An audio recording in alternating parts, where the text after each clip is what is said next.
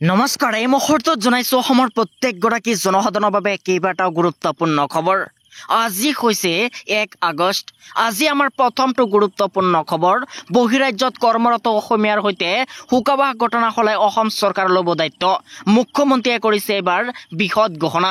এই মুহূৰ্তত জনাইছো ৰাজ্যবাসীৰ বাবে এক ডাঙৰ খবৰ। অসমৰ বাহিৰত কৰ্মৰত লোকসকলক লৈ আহি গৈছে এক ডাঙৰ ঘোষণা। বহিৰাজ্যত কৰ্মৰত অসমীয়াৰ মৃত্যু হলে চৰকাৰে ল'ব দায়িত্ব। বহিৰাজ্যত অধ্যয়নৰত ছাত্ৰ ছাত্ৰীৰ বাবেও এই আঁচনি যুগুত কৰা হৈছে। চৰকাৰে সসন্মানেৰে স্বগৃহলৈ আনিব এবাৰ মৃতদেহ। মৰ্যাদাপূৰ্ণ সৎকাৰ ব্যৱস্থা আগবঢ়াব অসম চৰকাৰে। অসম চৰকাৰৰ মুকলি কৰিছে শ্ৰদ্ধাঞ্জলি আঁচনি।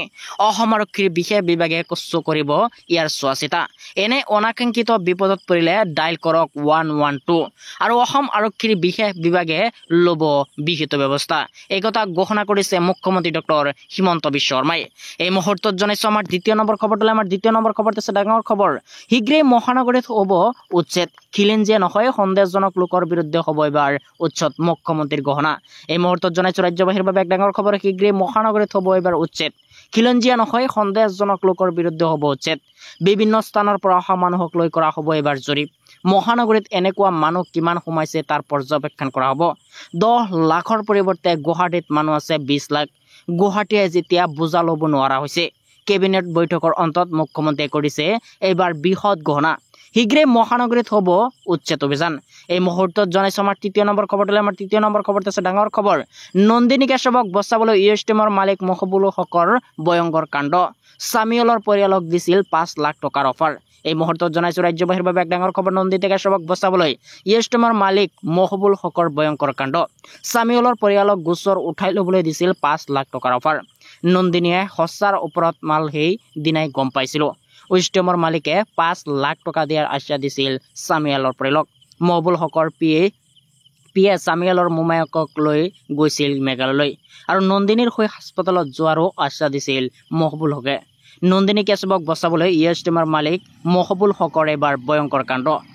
এই মুহূৰ্তত জনাইছো আমাৰ 4 নম্বৰ খবৰটোলৈ। আমাৰ 4 নম্বৰ খবৰটো আছে ডাঙৰ খবৰ। অসমত মেয়াৰলেণ্ড বিচৰাসকল সংখ্যালঘু ৰাইজৰ অভিভাৱক নহয়।